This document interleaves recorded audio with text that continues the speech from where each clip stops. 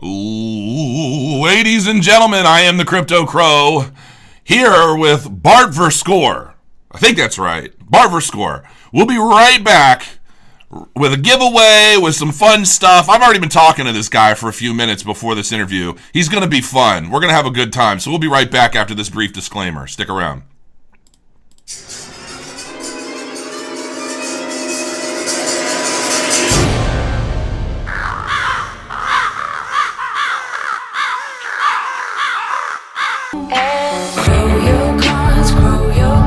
You gotta grow your coins. Grow your coins, grow your coins. Grow your coins, grow your coins. You gotta grow your coins. Grow your coins, grow your coins. Grow your coins, grow your coins. You gotta grow your coins. Grow your coins, grow your coins. Grow your coins, grow your coins. You gotta grow your coins.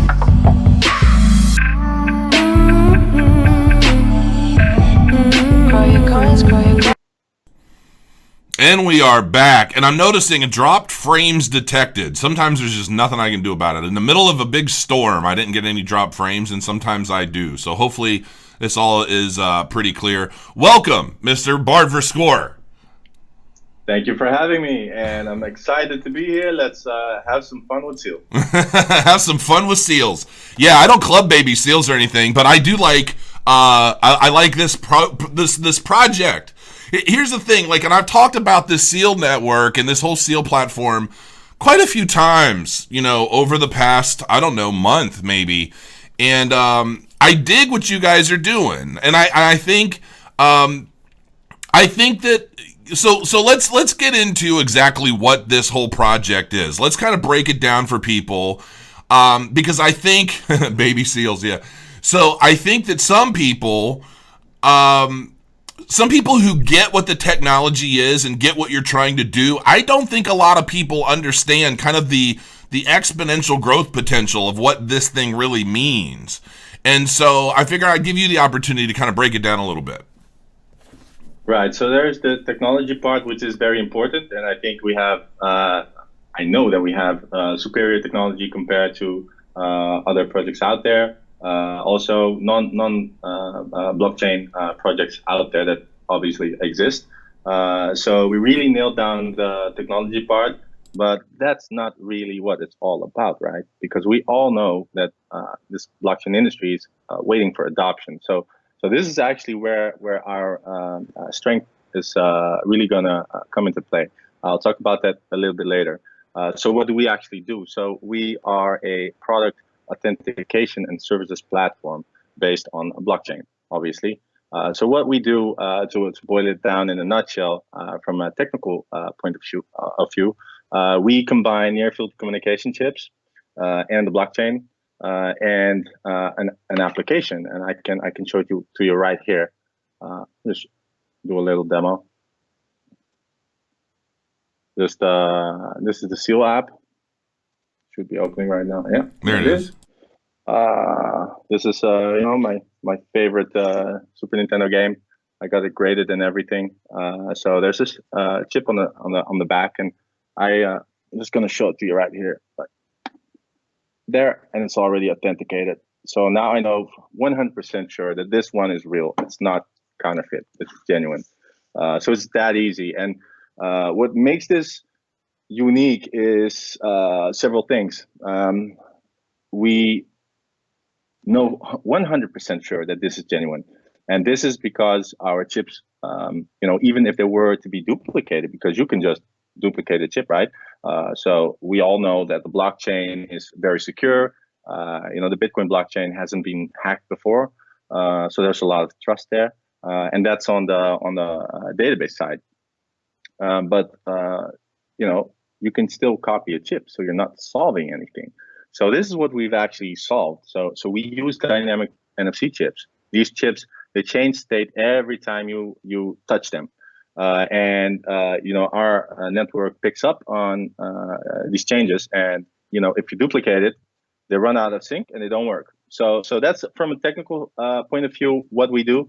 But where the real growth potential is in actually consumer engagement and really service design. So once you have this technology in place, there's many things you can do. There's many things you should not do, and there's also many things you should do. And what we've done is we've really designed Seal from the ground up for consumers, right? So it's not about other stakeholders per se. It's first and foremost for consumers, because if it's good for consumers, it's also good for the brands, and it's also good for customs authorities and like all these other stakeholders. But you should really base the solution on the needs of the consumer, because these are the ones, this is just a video game, right? But there's many products that actually, you would die from it. Fake airbag. You don't want a fake airbag, and you only find out, once you're in trouble. So that's right. Kind of unfortunate. I don't want a fake airbag. So here's the thing. So so basically the project itself. So Seal Token, the Seal Network, is giving everybody the ability to verify the authenticity of ultimately expensive or sensitive products, right? And so on the face of that, it sounds boring, right? It sounds very closed-ended. It sounds kind of like, well, why is this on the blockchain? Why does this matter? Explain some of the benefits of having a platform like this on the blockchain, and keep in mind the investment side. So here's the thing. When we talked a little bit ago, you told me, look, we are very technical. We are very, very good at what we do, the development front and the actual product itself. But we're not that great right now at kind of telling the story or selling ourselves. It's kind of in a nutshell what it is, right? I mean, go ahead. I would actually disagree with that, and I think what I meant to say is we're good at the storytelling, we're good at the packaging, we're good at the narrative.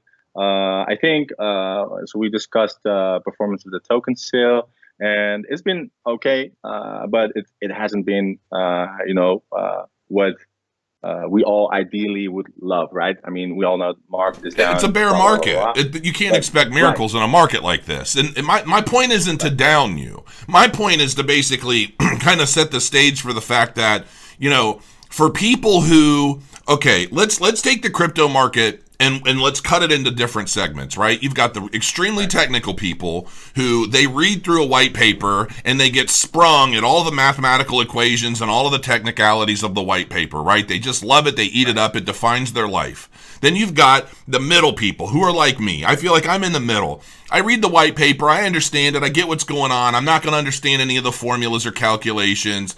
And then, but I get the whole picture, right? And then you have the other group who they're never going to touch a white paper in their life because they'd rather go to YouTube and watch some asshole like me talk about a project and explain the white paper to them in layman's terms, okay? And so for the majority of those people, they need something kind of packaged in a way that gets them excited without having to really understand the technology or any of that stuff. And so when I say, not good at telling the story, I mean that in the sense that you guys aren't running around like, look at us, look at us, look at us, look at all these great partnerships, look at all this stuff. You're good at breaking down the narrative of what your product does, but what I've been missing in translation in a lot of this is telling me why I should care as an investor. Like, I care about it from somebody who's going to, if I'm going to go out and buy my wife a Gucci purse, I'd love to be able to zap that thing and know that it's real. Especially if I'm buying something off of eBay or I'm buying something secondhand, I want to make sure that there's a way to verify its authenticity. So I get that. But from an investor's perspective, especially a layman's investor's perspective, I want to know, I want to be told, not me personally, but a lot of people out there want to be told why investing in the platform at ICO is going to generate a return. And I think that that's the message that isn't really clear. And that's what I mean by the kind of storytelling. Okay, let me make this point. So I used to train sales staffs, right? I was an independent consultant. And I used to go in and I used to train entire sales floor. And I would do seminars and things. And one example that I used to give people is I would give a guy a pen. And I would say, okay, what would you think if I told you this pen was $100? And he'd say, well, I think you were crazy. And I said, okay, fair enough. Now let me tell you that this pen is actually a 4th generation pen. And it was, and then I created this whole big backstory about where this pen originated from, wars it had been through, and basically created that value for somebody who's going to hold it. The value is being able to tell the story of where this pen came from. Now the pen is suddenly worth $100 because of all the value that I've established for it. You get what I'm saying? I know exactly what you're saying. I mean, this is the reason why art is not just, a pretty picture, just some paint and some canvas. It's, why we have the Night Watch in the Rijksmuseum here in Amsterdam. The story is always what brings something value. Yeah, I completely understand it. I mean, the video game I just showed you, it means nothing to you. It's just plastic and ink and some paper. For me, it has a story. So to get back to your point, I recognize these three markets, right? These 3 market segments, so what we really wanted to do is to come up with substance, right? So we have a working product. We show the working product, at the early stages, there were some questions like, where are your brands? Where are your brands? Oh, fine, sure, good point. We'll just come with the brands. We come with the partnerships. We come with the corporate collaborations. We are by nature a humble group of people, and I think what is also very important is, we're selling authenticity. That's basically all we do. So we sell services based on authenticity, and if we're not authentic ourselves, that is, there's a lot of cognitive dissonance going on, and I don't think that's good. We're not as much a hype-driven company like some of the other projects that are, perhaps more successful in the eyes of crypto investors.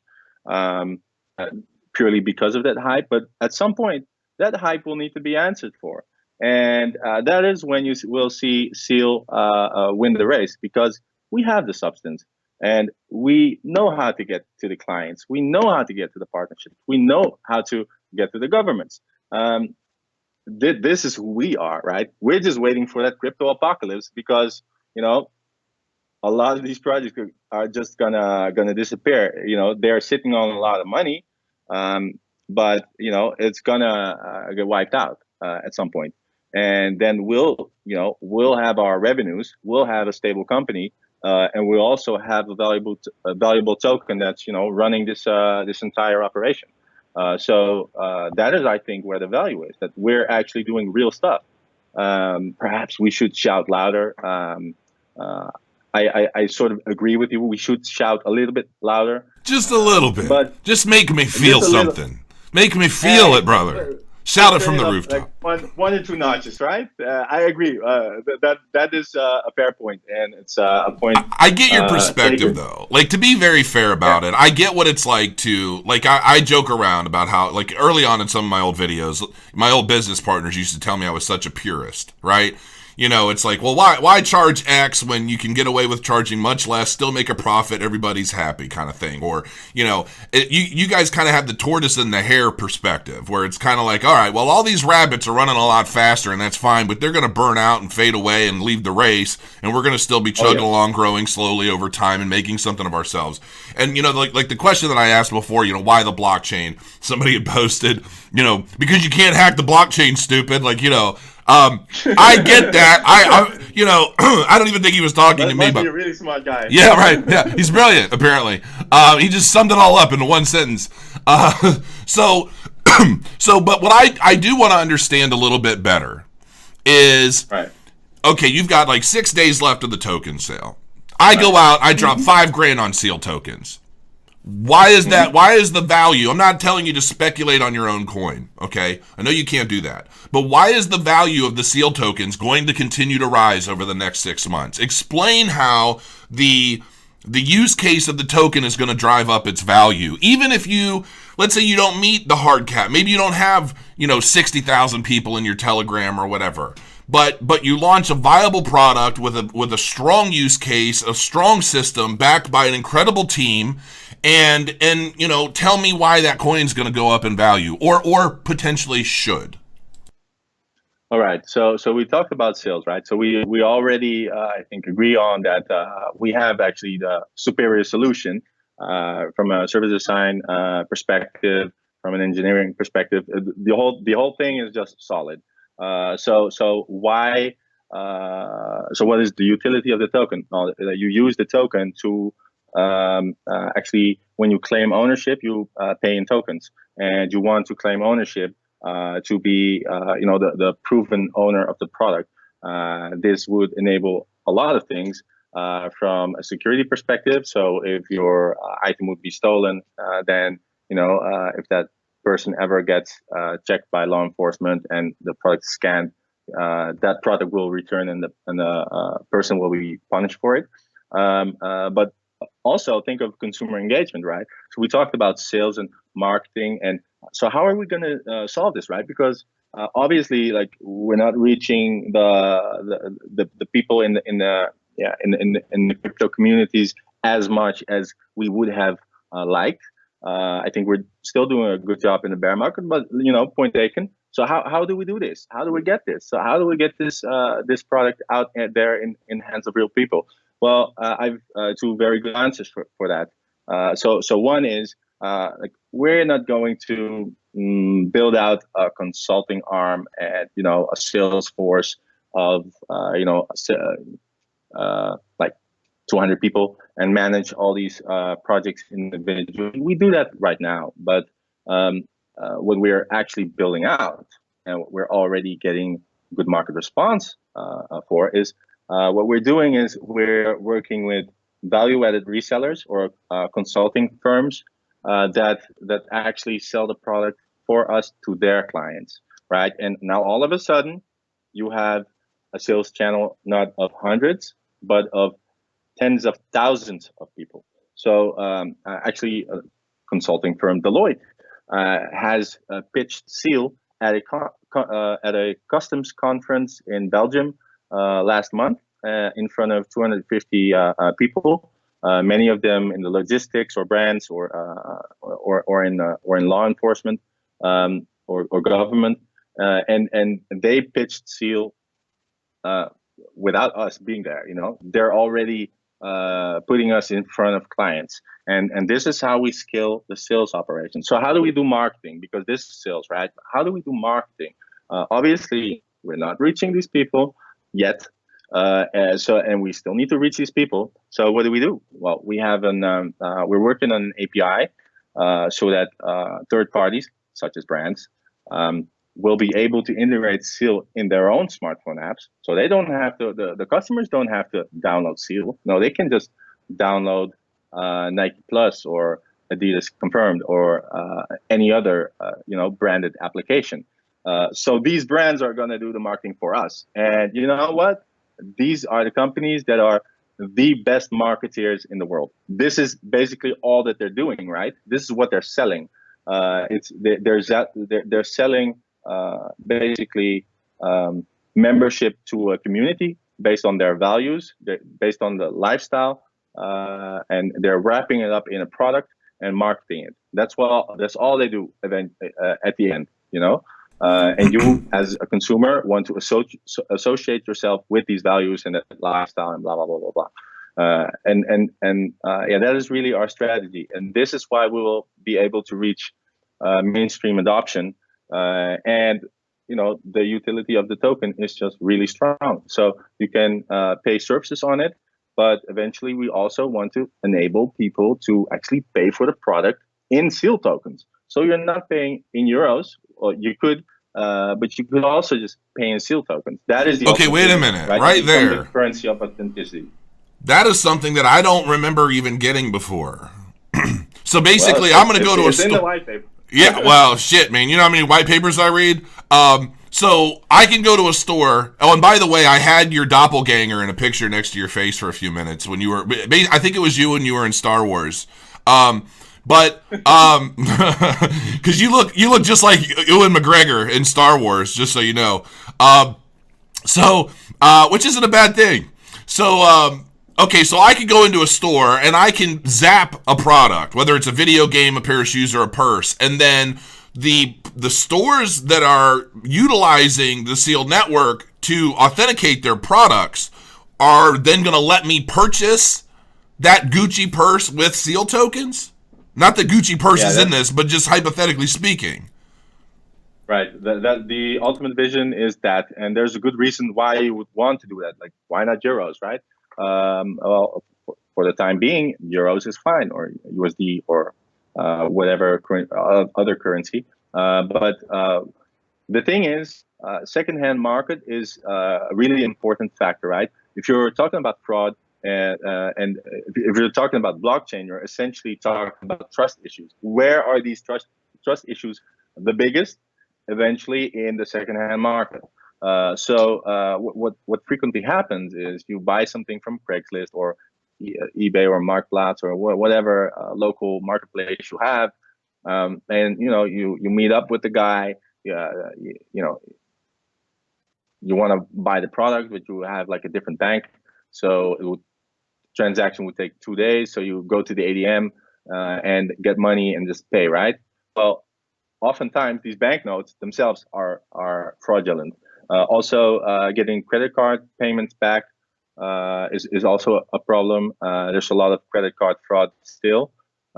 So when you have like a guaranteed mutual exchange of value, which is money versus product, and you both know as both buyer and seller that you are getting what you should be getting, there's tremendous value in that. And so this is from a consumer perspective, right? And so why would the supply chain and the brand and logistics operators, distributors and the manufacturers, why would they want to have it? Well, these products, they're actually a product of global trade. So these are global value chains. All these items come from all over the place, and by definition, it should be frictionless, right? But it's not. So you can really have some good efficiency optimizations in the production and actually bring the cost down. And there's also value in that. So for all the parties involved, it's just really good. But we do recognize that this will probably take a little while, right? Because we all know how old Bitcoin is and how long it took for it to get traction. And that's okay, because in the meantime we'll just use it as the utility token, not the medium of exchange. Also, if they want to do it, then we do it, and we'll try to get them bought into it because there's value in it. But if they don't, then it still works, right? As long as you can verify the authenticity and claim ownership of it using the token. We can already start to ease into actually a more tokenized, product world. Okay, yeah. So a very good question was posted. What if you're 7 feet tall and everybody constantly asks you if you play basketball? No, I'm kidding. What if you decide you no longer want the Gucci purse anymore? Is seal authenticity transferable?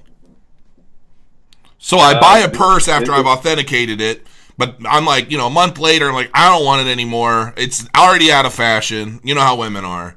It's only good for 30 days, then you got to get rid of it. And then they want to sell it again. Is the authentication, is that whole thing, like, does it continue with the product itself after sale? Well, that's the you were asking for the enormous growth potential, and then it sounds boring, right? Well, this is where it gets interesting. So the most projects in this sphere, this sector, they just handle the supply chain up until the point of sale. No, the product life cycle starts at point of sale, right? Because then it gets used. It gets it changes hands oftentimes. And here's the kicker. So every time ownership changes, so the answer is yes, you can change ownership once you don't no longer want it. But every time you change this ownership of this product, this one single individual product, every new owner pays the transaction fee, and that goes to the brand. A little bit goes to us, but the majority of it goes to the brand. So for the first time in history, these brands can earn money on the secondhand market. This has been a puzzle for years. So we solved that. This is also why they're going to adopt it, because right now anti-counterfeiting is a cost center. It will cost them millions and millions and millions of dollars every year, to pay for investigators, do audits at the factory, cease and desist letters, you name it. And the thing is, even like this near field communication technology, right? It's been out there for what, 15 years? So why hasn't this problem already been solved, right? This technology is out there. Well, one, it wasn't, completely secure because you could still tamper with the database. So that's one. The other is service design. The most important part is the business model, right? If you're paying money for the chips and you're making a lot of products, it's going to add up. And in the end, it's just, a business is a business. They need to make money. They want to spend as little as possible and make as much as possible. So we flip the equation on this. This is the real innovation, right? We just flip the equation because now all of a sudden, every chip that they purchase, they're going to start to make money on it over the course of its lifetime, which could be 10 years, 25 years, some products 50 years, especially collectible products that go up in value, as they age. There's a lot of these products out there, especially in the luxury sector. So I'm putting some things together here. Now, you're going to probably say I'm wrong. Mm-hmm. If I'm right, this is going to be stupid big, but I hate to do this, but I can't help it. Because if I can predict or assume something and it becomes right, I just like to do that because this is ego fuel. Now, so you told me that you had an announcement that you cannot make today. I'm going to speculate based off of the P's and Q's and the demonstration and everything else. And I know you're not going to tell me, but did you give away your partnership that you're going to announce by using that game as a demo? Or am I just making up stuff? Because if I'm thinking about your business model and everything you're talking about right now, the fact that you use the game as a demo, knowing that GameStop sells games, then they take them, they resell them used, and you're talking about a company being able to generate revenue even on secondhand sales all the way down the line using the Seal network. There is no other freaking company that would benefit from that business model more than GameStop. I cannot confirm or deny. No, we do. We have some really awesome announcements to make, and you will learn about it really quickly before the end of the token sale. And it is big. It is very big. Dude, you're killing me. I like how you think. You know what? What's most important about what you just said? You understand the potential, Oh, I get it. I've always gotten it. I mean, that's why you're here. Like, I get it. I want everyone else to get it. And I like to feel psychic sometimes. So, and you know what? Here's the thing, man. And I could be wrong. I don't know. But it makes the absolute most sense. If you're trying to launch something with this much potential to the most people that are going to be getting into the crypto market in general, I mean, dude, like if you're able to partner with GameStop, man, and you launch dude, I know how much money I spend at GameStop, and I know people, so you guys know, he did not say any of this shit to me. I am completely making this stuff up. I'm just speculating. I swear it. But man, I am enjoying this. It just makes the most sense. Like, if I were CEO of this company with this business model, that would be the first company I went after. I mean, it's your market. It's a lot of gamers are in the crypto market. I mean, it makes the most sense. God, I wish you could just tell me. Shit. Very soon. Very soon. But I like how you think. Yeah. So what else can we touch upon? Are there some critical questions, perhaps? So some non-believers, or just throw it at me. Well, I mean, I've been asking some of the questions as they've been kind of popping up. Here's the thing: I don't think that it's a non-believers kind of scenario. To be frank with you, especially now, because I'm just going to assume whether it's tomorrow or someday in the future, that shit's happening. Like that's something that I see in the very near future, or you would be fired, my friend. Let me just say, I'm going to come get your job. But I think that it's really not a matter of. I think it's stuff like what just happened, putting into perspective the actual scope and the potential for something like this. That's what matters, And right. So I think, that in a nutshell. God, now, are you going? Is this something you're going to announce tomorrow? Is this in fact going to be announced tomorrow? We will be announcing something probably tomorrow and the day after. Yeah. You're killing me, Smalls. You're killing me. It's not just one thing. It's two things. Okay. And we're pumped. We're pumped. But we have to respect the PR process, right? We have to play nice with the PR people. So. You don't need PR people when you got the Crypto Crow, man. I do it all for you. You don't even have to tell me anything. I'll just figure it out from body language and tell the world. Okay. So you see my face, right? And we all know. So we didn't already sell out the token still, but I look like a pretty comfortable guy, right? So there's something's happening, right? So yeah. We're not really worried at all. More would be nice. So please, just go to token.seal.network and do your duty. We're just really kicking ass with the business development. That's what we're doing. Here's a question for you. So how are the sensors hack proof? Okay, that's a good one. So there's actually 3 layers of encryption on it, and there's more security features that we cannot all disclose because that kind of defeats the purpose of security, right? If you're gonna spoil everything, but it would cost approximately, was it 12 or 16? I think it was $16 per chip to brute force with current day computing. So that is one thing, right? But you can still do it. And as long as you can do it, it will eventually happen. Computing power will become cheaper, and eventually chips, they get breached, or anything that holds value, people will eventually breach it.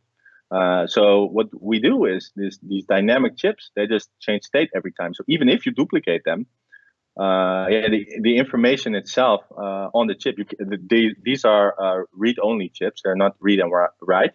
But the information on this chip just keeps changing, and therefore they run out of sync. And if the network picks up on this tamper, then we invalidate them both because we know it's like when you try to open your MacBook and they know, or they just don't give you any support anymore. The same is true for Seal. We just cease to verify the authenticity of basically your product. Your certificate of authenticity has been tampered with, so we invalidate it. So don't do it. I get it.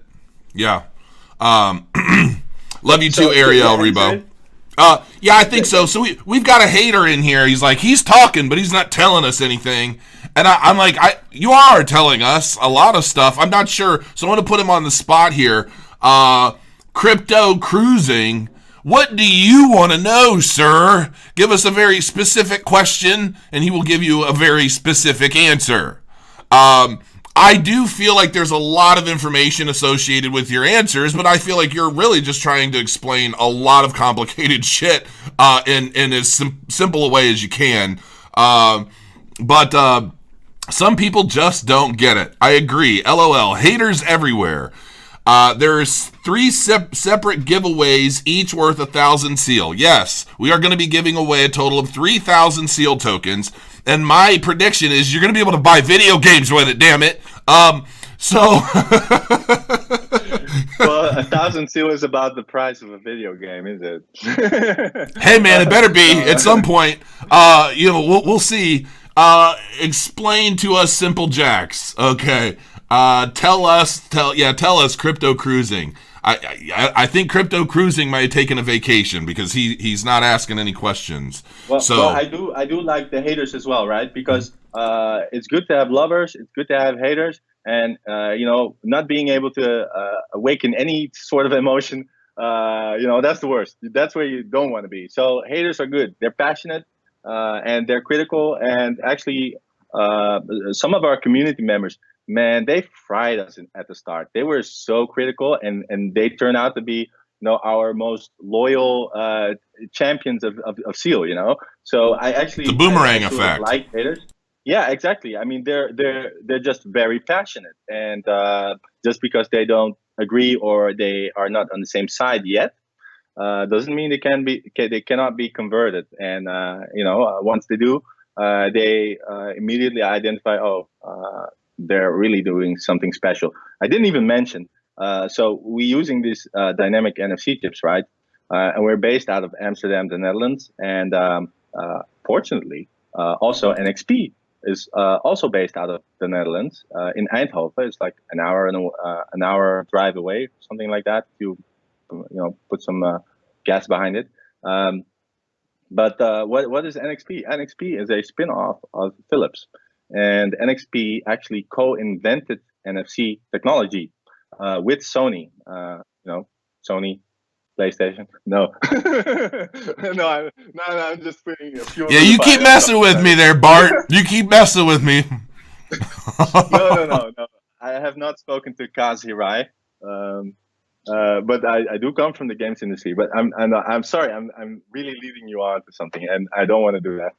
But you're making it so much fun. So anyway, so I know how to leg kick people, Bart, and my legs are very, very long. They might reach Amsterdam. I'm just saying. I can make so many more game-related puns, but I'm gonna, restrain myself. So anyway, NXP is the global market leader of NFC chips. They own 85% of the global market. So they utterly dominated. So we have advisors on our team who coincidentally happen to either have worked or work at NXP. So one example is the Chief Information Security Officer. So this is not, low-level personnel. These are the executives.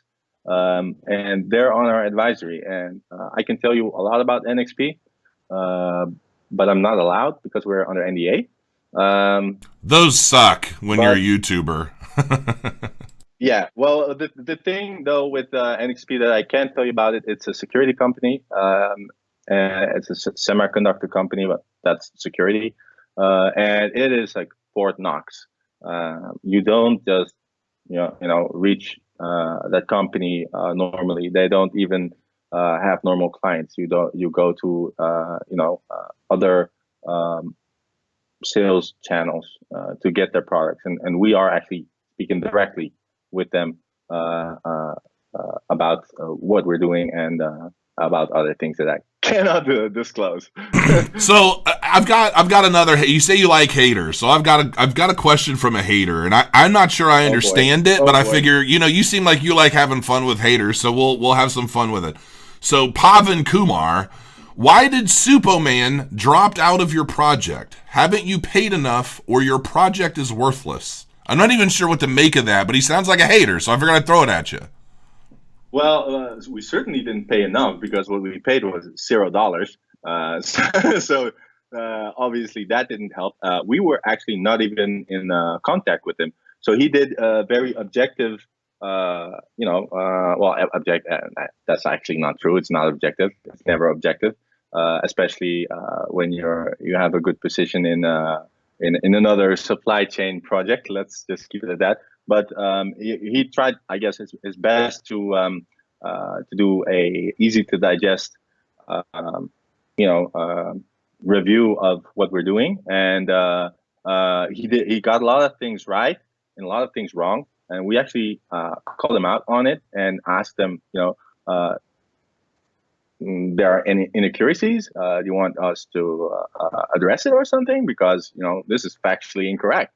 And we ended up actually, writing up an answer, but he never responded to it. So if you're gonna hate on Superman, I like the guy. I like him too. I think he's not always perfect, but none of us are. Yeah, and I like his hair. His mission is also good. He's trying to educate people in an entertaining way. That's good. So it's just unfortunate that he put emphasis on certain things, and not emphasis on the important things, and he just misinterpreted the meaning of certain stuff. The fact is none of us YouTubers are like Ian Bellina. Like a lot of people kind of seem to like either love him or hate him. Like they call him Ian Shalina and this and that. I think that some of these guys, they kind of get it.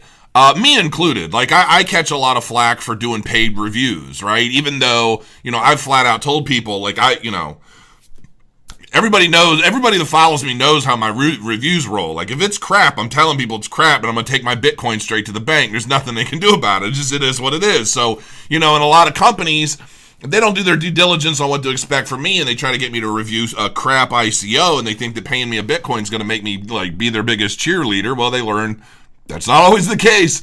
So, and I think that everybody kind of gets flack for different things. Ian makes huge investments. I mean, he's done so well in 2017, and if he goes into an ICO, even his personal investment can be like 20, 30 grand every time, and then he flips them. And so they call him Shalina, and it's like, I some of the hate that I see, like, Supo Man gets a lot of flack for some of the stuff I guess he did in Minecraft, doing it in his Minecraft video. It's like, who gives a shit? Like, we're all here doing the same thing. We're all learning. None of us are perfect. I know that I don't get every detail in all my videos 100% perfect, and I basically tell everybody that before I even get into them sometimes. So, it is what it is. So, Pavan Kumar, hopefully that filled your hate rally. Can I throw clothes in the dryer that have the chip without damaging them? Actually, Chris was talking earlier because I guess him and his girlfriend get really hot and heavy, and he doesn't want that body friction heat to melt any chips because, he'll date a girl for a weekend, buy her some fancy clothes, but he wants to make sure he can resell those clothes when he gets rid of her. And so he wants to make sure that chip lasts through the fun that they have during the weekend. So if you could let me know.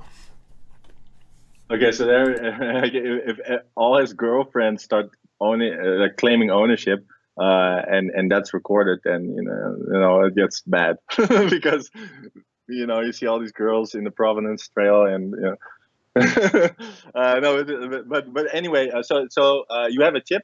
Chip breaks down like immediately, but you don't put a chip on it. You put a chip on it that's enclosed in an inlay, and that inlay could be anything. It could be laundry proof.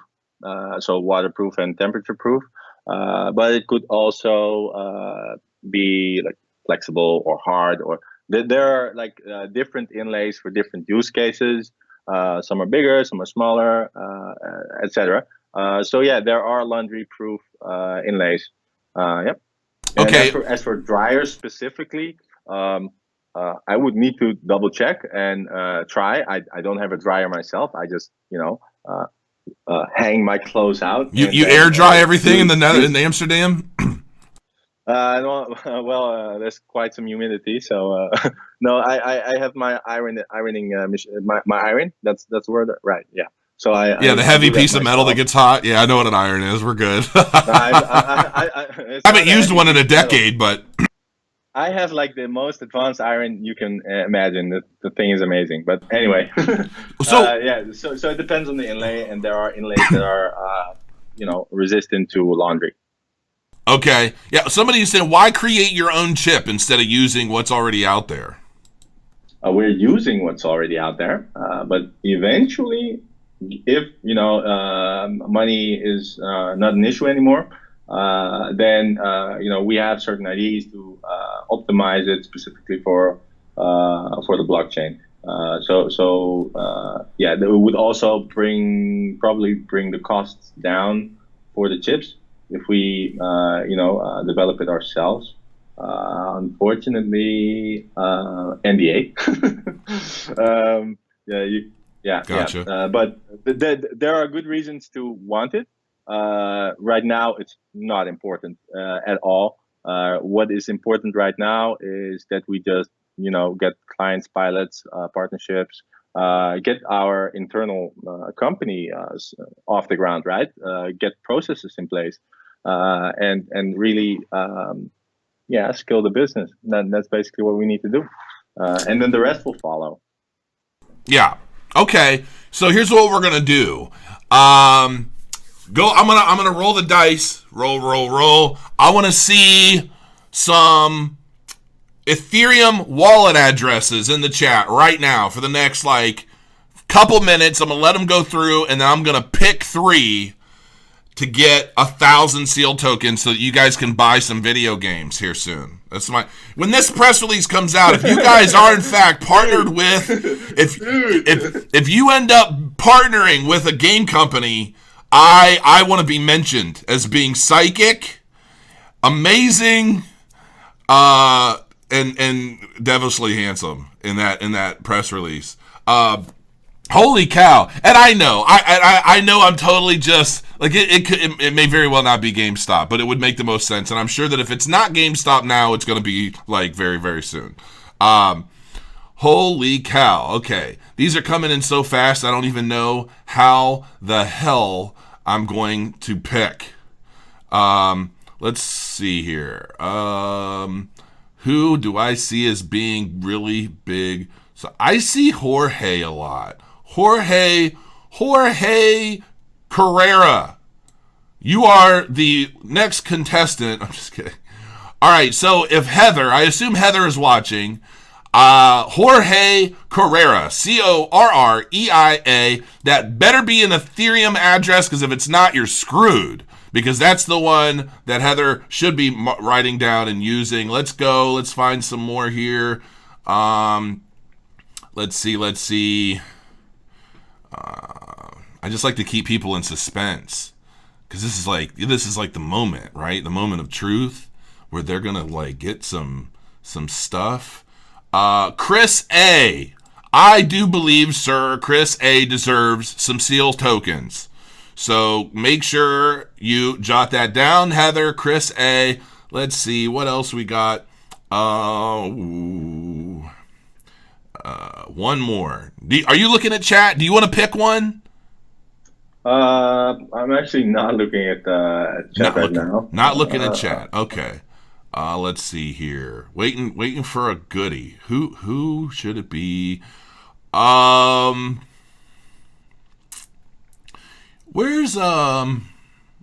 There's somebody. How about Todd Dietering? He's actually from Cincinnati, which is my hometown. So we'll go with Todd Dietering. So those 3, congratulations. You want 1,000 seal tokens at some point. Congratulations. We'll make sure to get them to the Ethereum addresses. It's also nice that you can just participate as a US raffle participant. Yeah, right. This is about the only way anybody in the Americas is going to get their hands on any of this stuff. So might as well make it work. So yeah. So that's fun. Is there anything else that you want to address? Anything that you want to announce? I think it is tomorrow.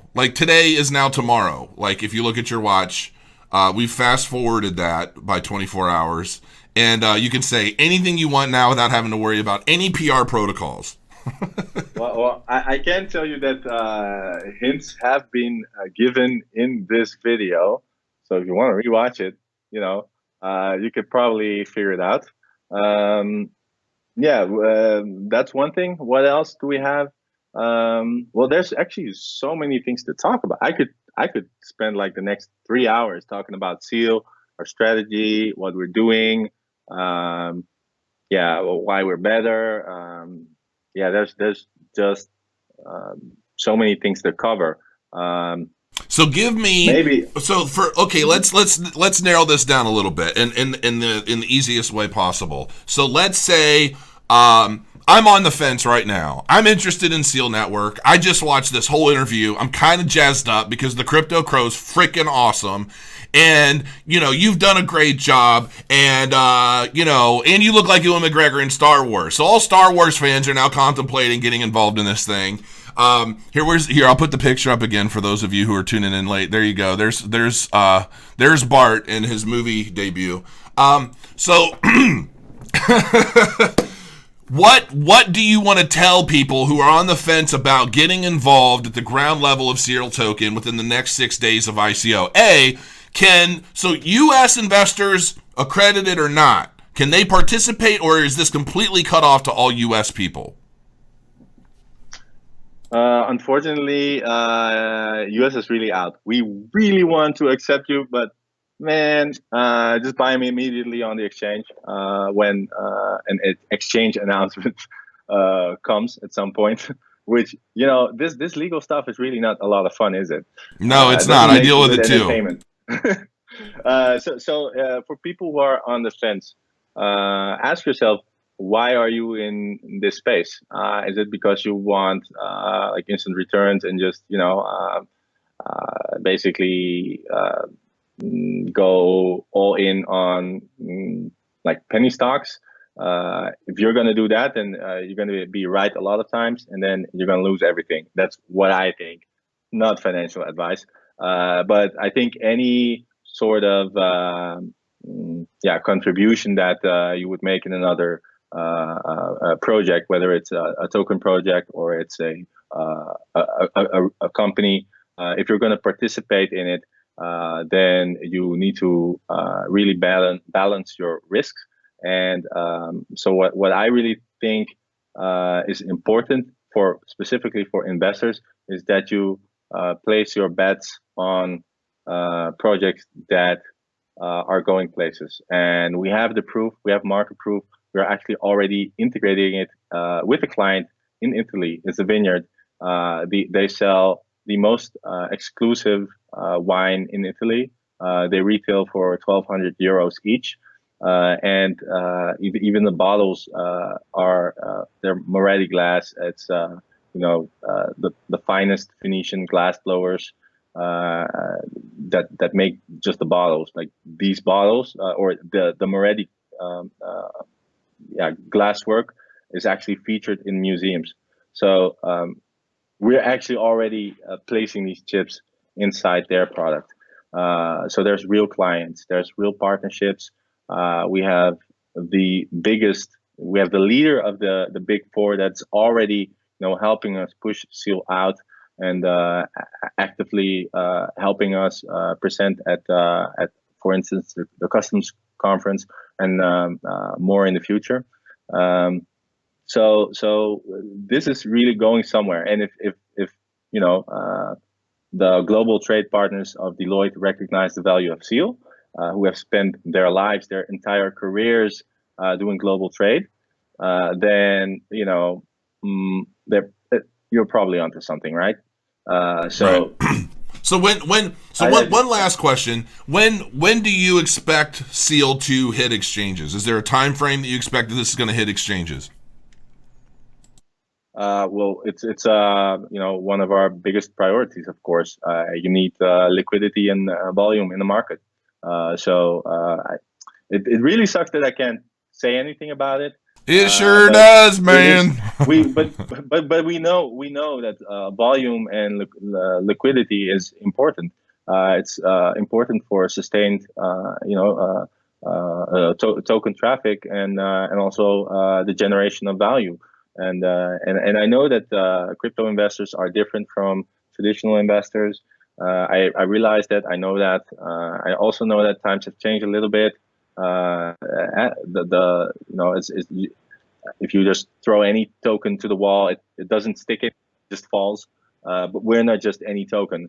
We're actually a company with a solid, completely holistic system that is being recognized by firms like Deloitte and HP and others and they want to get on board, right? And I think that says it all. The proof is in the pudding.